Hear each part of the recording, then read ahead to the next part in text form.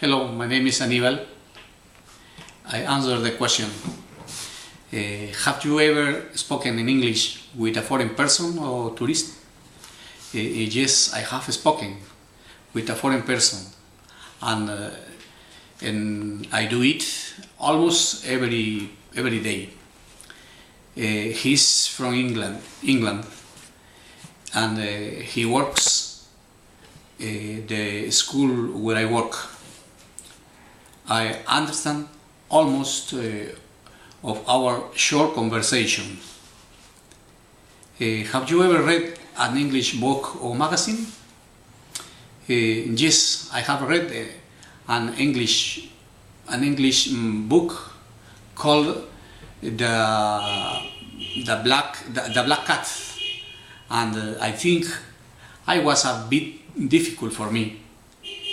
I think I can speak basic English, but I'm happy with that. Do you prefer to learn another language? Why? I prefer to study English because I think it's the most important language nowadays. That's all. Thank you very much.